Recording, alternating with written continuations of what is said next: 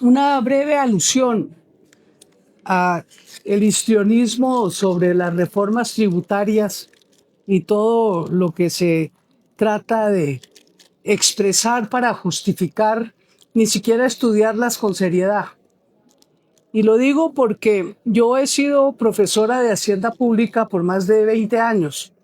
Y sí, me precio de ser una persona de izquierda que cree en la sostenibilidad fiscal, pero la sostenibilidad fiscal tiene el activo y el pasivo. ¿Sí? La sostenibilidad fiscal no se puede garantizar solo a través del gasto, sino sobre los ingresos. Porque aquí uno puede venir a rasgarse las vestiduras y decir que cada vez que compra un lápiz le toca pagar el IVA. Sí, eso es cierto.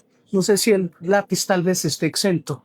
Pero sí, la mayoría de los productos que no son esenciales de la canasta familiar tienen un impuesto. Pero la mayoría de los servicios del Estado tienen un subsidio. ¿O es que cada vez que un muchacho va al colegio con los maestros de FECODE, quién es quien paga el salario de los maestros? ¿Quién paga las instalaciones, las inversiones en esos magníficos megacolegios que empezaron a construirse en Bogotá con Lucho Garzón y que ya son más de 60, que le han dignificado la educación a los niños, niñas y adolescentes de la capital de la República? ¿O qué me dicen del sistema de salud? Aquí todo el mundo cree que es que todo el mundo contribuye. No, no, eso se lo han ido quitando. En una reforma tributaria del gobierno Santos se quitó el impuesto de nómina para pagar la salud. Se reemplazó por el CRE y en la siguiente reforma tributaria eliminaron el CRE. Y entonces, ¿quién paga ese subsidio de lo que ya no aportan quienes antes debían aportar como empresarios a ese impuesto de nómina? Pues el Estado. Yo no sé si aquí hicieron la gritería sobre el concepto fiscal de ese elemento, porque es que cada vez que hay una reforma tributaria se ponen impuestos, pero también exenciones. Y las exenciones son un gasto tributario que nunca se cuantifica adecuadamente. Yo escribí un libro que se llama La economía de los derechos, cuya tesis central es que una sociedad que no cobra los impuestos que requiere no puede garantizar los derechos. Y aquí todo el mundo viene a rasgarse las vestiduras por los derechos, pero creen que esos llueven del cielo como el maná en la época de la Biblia. No, llueven de los impuestos. Lo que pasa es que los impuestos tienen que responder a la capacidad de pago de cada persona.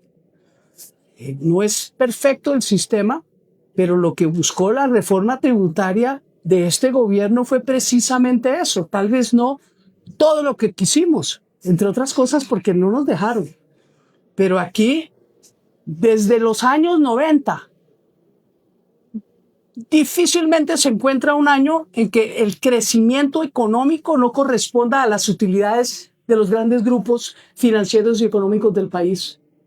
¿Por qué? Porque se está concentrando cada vez más la riqueza y es mucho más difícil ser progresivo para captar esos enormes capitales y que contribuyan su parte, su debida parte, a la financiación del Estado. Entonces sí, el sistema tributario no es tan progresivo como quisiéramos, pero ese es el objetivo, de que quienes tienen mayor capacidad de pago paguen más. Y es que se les olvida que vivimos en un país de una exagerada concentración de la riqueza y una estructura de desigualdad profunda que nos tiene en los peores lugares a nivel internacional.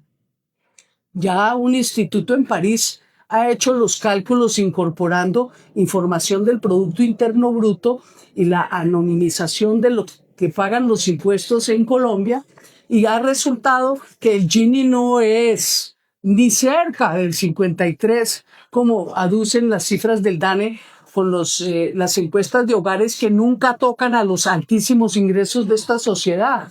Ajustado por los datos anonimizados de la DIAN y por el PIB, tenemos una concentración de riqueza superior al 87, al 0,87. Eso es un escándalo. Entre más cerca a uno, sería que una persona sería dueña de todo.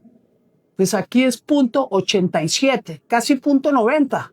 Ni hablar de la propiedad accionaria o de la propiedad raíz, que sí está por encima del 0,90.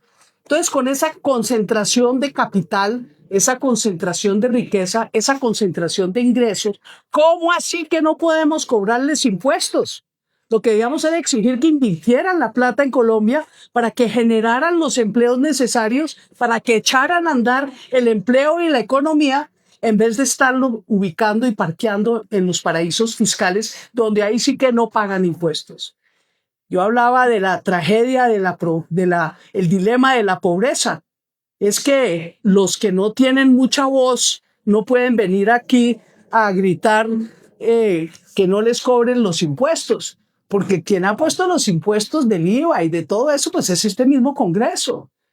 Pero hay que usted trate de poner el impuesto al patrimonio, escándalo, expropiación. ¿Por qué? Porque es que los ricos sí tienen una voz con parlante en el Congreso de la República. Ese es el dilema de la pobreza, que entre más excluido y en menor escala social se encuentre, menos voz tiene. Así sean muchos, que los que pueden amplificarla por su riqueza y su posición social. Y eso lleva a otro de los dilemas de la hacienda pública, que es la tragedia del común. ¿Y qué es la tragedia del común? Que cuando uno oye el tamaño del presupuesto, 554 billones de pesos, son 554 millones de millones. Póngale 12 ceros a 554. Es muy difícil comprender una cifra tan grande, pero se sabe que es muy grande.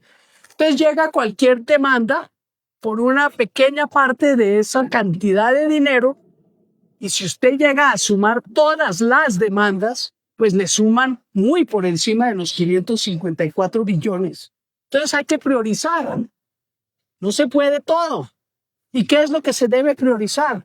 Nosotros hemos venido argumentando que el gasto público social, que lo que tiene que ver con la satisfacción de los servicios de calidad a los sectores populares, a la gente de a pie, la persona común y corriente que se debate en esta sociedad sin demasiado apoyo del Estado. Y tenemos un Estado muy pequeño. Senador Temístocles, aquí que se la pasan diciendo que tenemos un Estado enorme. No, Estado enorme el de Estados Unidos. Por eso es que genera tanto empleo el Estado de Estados Unidos. Y por eso es que las regulaciones se hacen cumplir, porque hay quien va, vigila, verifica y hace todo el procedimiento para que los edificios no tengan que tumbarlos, como ha pasado en Medellín.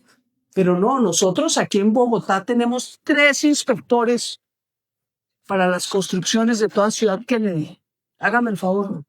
Entonces decimos que tenemos un Estado enorme, no. Y que aquí se roban el Estado. Y que esa es la razón para no pagar impuestos.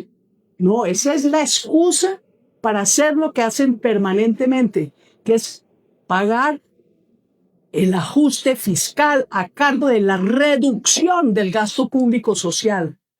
Y ese gasto público social que no quieren financiar con los impuestos que están por valor de, creo que es 16 billones de pesos en discusión de la Comisión Tercera, pues son la inversión social, que es lo único que se puede recortar fácil, ¿sí? No pueden recortar los sueldos, no podemos recortar el pago de la deuda pública, aunque este gobierno ha hecho un esfuerzo bastante grande en ese sentido. Entonces, yo sí llamo a un poco de racionalidad. Yo sé que estamos en época electoral y la demagogia va a ser la regla de aquí en adelante, pero yo sí los convoco a que tengamos responsabilidad fiscal. Y tener responsabilidad fiscal es saber que hay que pagar impuestos, que hay que tener austeridad en el gasto y que el gasto tiene que dedicarse a la gente que más necesita. Y eso no es exactamente lo que ha sido la regla en nuestro país. Y eso es lo que entre todos, porque estoy segura que eso sí está en el programa de todos, buscar corregir, combatiendo la corrupción, sacando adelante las reformas sociales y por encima de todo, cobrando los impuestos que se necesitan para sostener un Estado que pueda merecer el nombre de Estado social de derecho.